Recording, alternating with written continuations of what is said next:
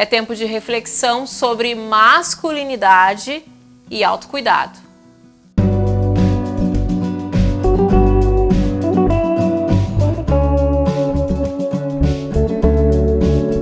Novembro é o mês de orientação e conscientização a respeito da saúde masculina. Para conversar conosco hoje aqui no Sinta-se Bem sobre esse tema, é com grande prazer que eu recebo pela segunda vez aqui no Sinta-se Bem, primeira vez desse nosso formato online, o médico urologista e professor da Universidade Federal de Ciências da Saúde de Porto Alegre, Dr. Hernani Roden. Seja bem-vindo aqui ao Sinta-se Bem novamente. Oi, Cláudia, parabéns pelo programa Sinta-se Bem, uma grande satisfação voltar ao teu programa e vamos conversar então sobre o Novembro Azul, não é isso? Isso. Novembro Azul, então, foi criado para lembrar dessa importância do cuidado da saúde do homem, do gênero masculino, em especial a questão do câncer de próstata. Não é só o câncer de próstata, é saúde de uma maneira geral, é isso, doutor? Exatamente, eu acho que essa é uma oportunidade ímpar que a gente tem, né, de conscientizar a população masculina, especialmente, para a necessidade da avaliação urológica de rotina. E especialmente vinculada com a questão da prevenção, né? Os homens, eles têm uma certa resistência, uma certa dificuldade em procurar atendimentos preventivos, né? Isso numa análise global, né? Eles geralmente procuram quando estão doentes, né? E isso inclui também, agora mais recentemente, por uma orientação até da Sociedade Brasileira de Urologia, uma atenção que deva ser dedicada também ao adolescente, né? Do adolescente ao indivíduo adulto jovem, ao idoso, a recomendação sempre para essa avaliação preventiva, e o Novembro Azul surge para sublinhar essa marca. Doutor, há pouco tempo atrás, eu tive outras oportunidades de lhe entrevistar, a gente escutava falar que ali, a partir dos 45 anos, era indicado esse exame anual aí, que o homem fizesse para detectar alguma alteração, enfim, na próstata. Segue sendo assim? O senhor falou em adolescente. Hoje já se indica que essa avaliação seja feita antes, é isso? Não. Eu comentei a questão do adolescente até para criar uma rotina, né, educacional desde jovem, né? E o adolescente, ele tem muitas vezes dúvidas em relação a vários aspectos, uma vez que as características sexuais secundárias, elas justamente acontecem na puberdade, né? E muitas vezes o menino tem dúvidas nesse sentido. A questão da próstata, ela surge porque é o câncer mais frequente do homem, né? E ele cresce em incidência à medida que a gente vai evoluindo do ponto de vista etário, né? E as recomendações, elas continuam sendo mais ou menos semelhantes àquelas que a gente já tem dos anos anteriores, ou seja, afrodescendentes e pacientes que têm história familiar positiva para câncer de próstata a partir dos 40, 45 anos de idade. Caucasianos e sem história familiar positiva, ou seja, não tem história de câncer de próstata na família, nem o pai, principalmente da linhagem paterna, né, Cláudia? Ou seja, do homem, do avô, do pai, ou de algum irmão, do tio, tá? Por parte do pai, dessa linhagem paterna masculina, a partir de 50 anos de idade, né? Então, essas são recomendações gerais das principais sociedades, seja da brasileira de urologia, seja da europeia de urologia, seja da americana de urologia. São orientações gerais que são adotadas justamente nesse sentido. No Brasil, a incidência de câncer de próstata é grande e maior ainda a incidência dos estados da região sul, é isso? Exatamente. Talvez exista uma série de explicações para isso, né? Mas talvez um dos mais importantes é que as regiões sul e sudeste são as mais desenvolvidas do nosso país, né?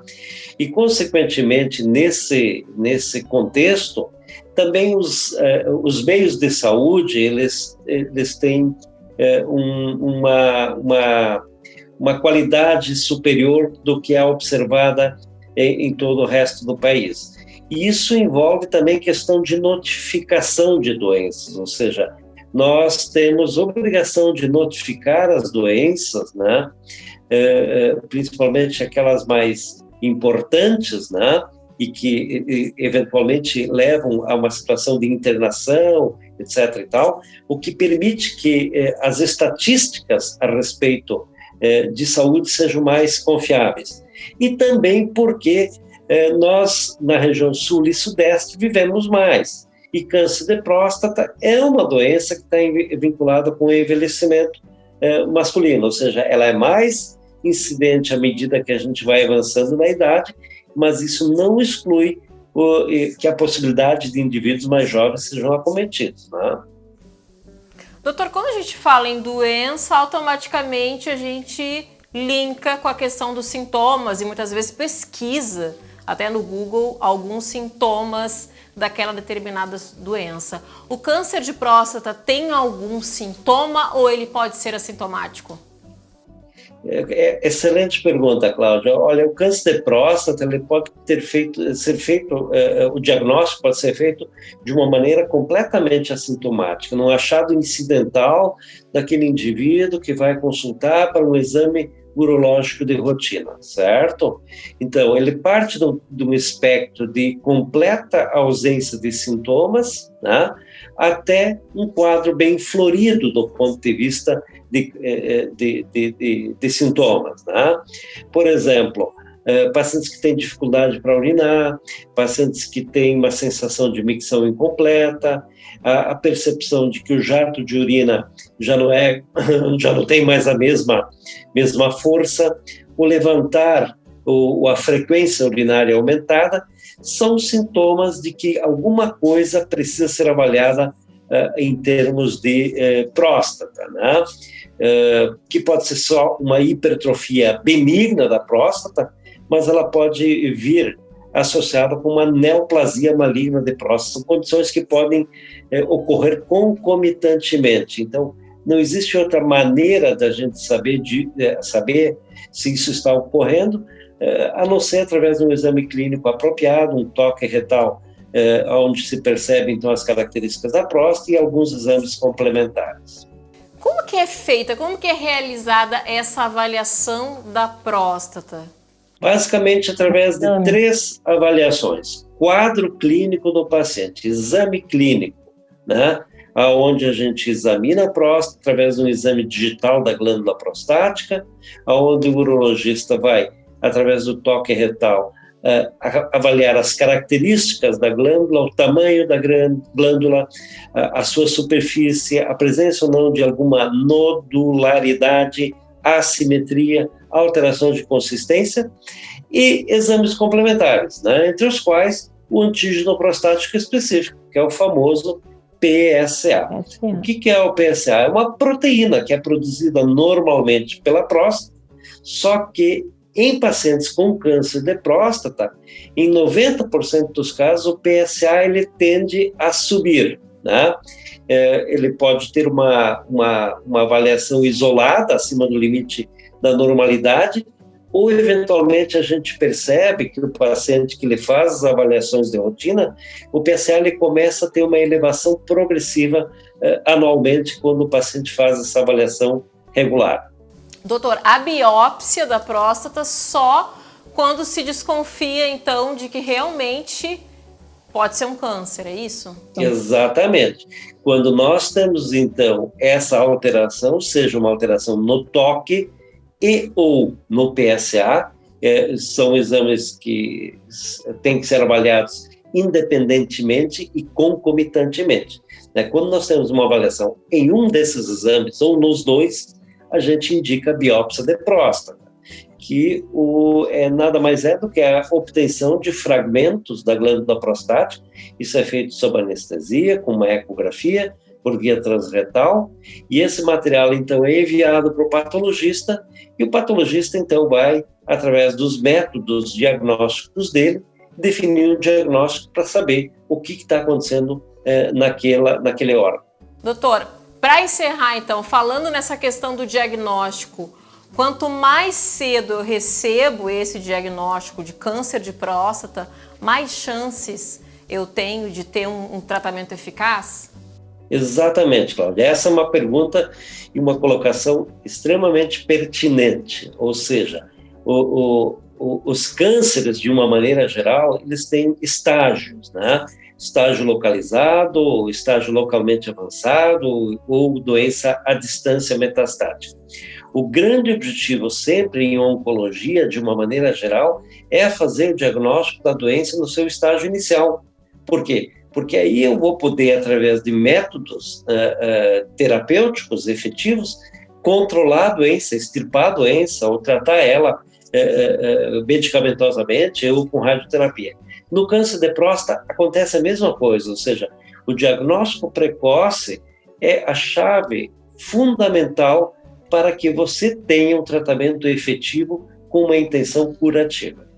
Muitas vezes ele pode ser assintomático no início e quando a pessoa realmente sentir esse sintoma pode estar em estágio avançado?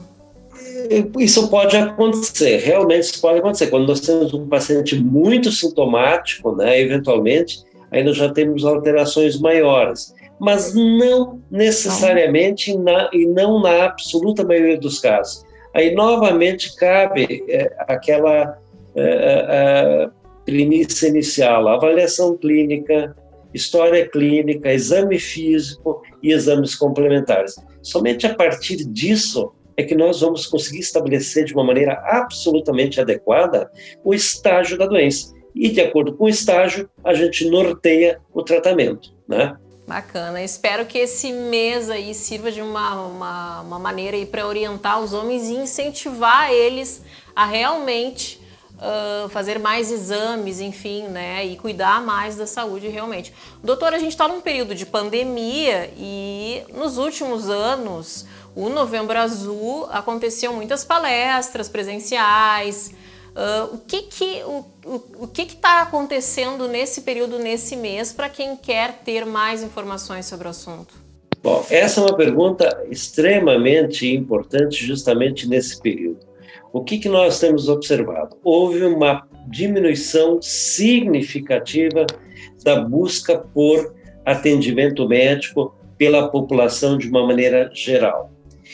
Isso vai ter um custo, vai ter um preço, como se diz, né? Ou seja, principalmente quando se fala em termos de câncer, de oncologia, porque a doença ela não para, ela tende a progredir. E como nós tivemos uma menor quantidade de indivíduos que procuraram os meios de saúde, essas outras doenças elas continuaram existindo. Certamente nós vamos ter alguns problemas relacionados a isso quando agora a gente está recomeçando e já está observando uma maior busca por atendimento médico. Certamente nós não sabemos exatamente o que isso representa, mas certamente isso vai ter, nós vamos ter algumas surpresas nesse sentido, como diagnósticos talvez um pouco mais avançados e, consequentemente, implicações terapêuticas importantes. Agora, a maioria das instituições hospitalares, elas estão recomeçando com cuidados específicos, que a mídia tem demonstrado e que as autoridades médicas nesse assunto têm sugerido, né? Mas gradativamente os serviços eles estão retomando e já estão com um movimento bastante interessante. Que bom. Doutor, muito obrigada pelos esclarecimentos. Foi um prazer te receber mais uma vez aqui no Sinta-se Bem. Obrigado, Cláudio. Obrigado pelo convite, sempre à disposição. E parabéns pelo excelente programa que tu comandas. Obrigado.